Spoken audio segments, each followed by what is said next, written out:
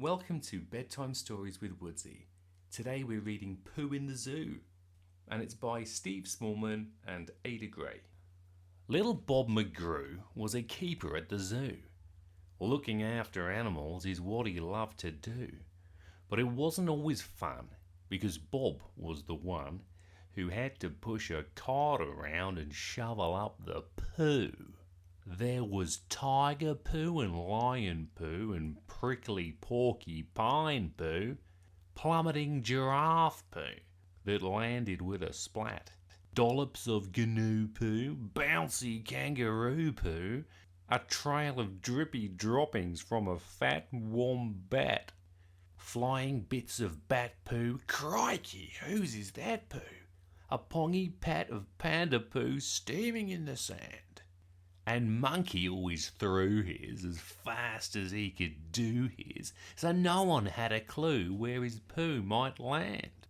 Bob felt dizzy. He was far too busy, with big jobs and little jobs all around the place. Then he slipped on a banana while mucking out iguana, and it ran off with a very greedy grin upon its face. The lizard caused hysteria inside the cafeteria, climbing on the counters, eating everything he saw. 11 lime lollies, all the cakes from the trolleys, a pepperoni pizza, and then sandwiches galore. Iguana's bulgy belly started wobbling like jelly. "Oh," he groaned, "I don't think I could eat another bite." Then his greedy little eyes saw some sparkly fireflies, so he gobbled them up too because he fancied something light. Iguana said, "Uh-oh," as his bum began to glow. He pulled a funny face and plopped a poop upon the floor. But Iguana's jaw soon dropped when he saw the poop he'd plopped, and he ran back to his cage where Bob was waiting at the door.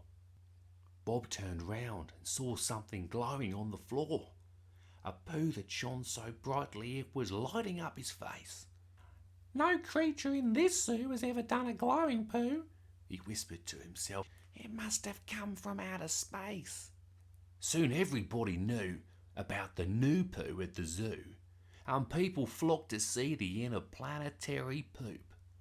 Then a man in a cravat, in a sparkly blue top hat, said, "Hello there, Mr. Zookeeper. My name is Hector Gloop." "I'm like you," said Hector. "I'm another poo collector. I collect exotic poo-poos. I've got quite a big selection. I want the world to see how amazing poo can be. Please climb aboard my poo museum. I'll show you my collection. I've got a pile of Yeti poo and something like spaghetti poo, a smoking pile of dragon poo, it's very hard to find, a mammoth poo in ice, oh, and this one's very nice, it's a massive pile of poo-poo from a dinosaur's behind. I've got huge poos and tiny poos and crusty poos and shiny poos, every kind of poo-poo you could ever wish to see. Well, I've got some do-do-do-do, but not glowing poo like you do. Oh, I've simply got to have it. Will you sell your poo to me?" So Bob sold the poop to a happy Hector Gloop, and he spent all the money on a robot pooper scooper.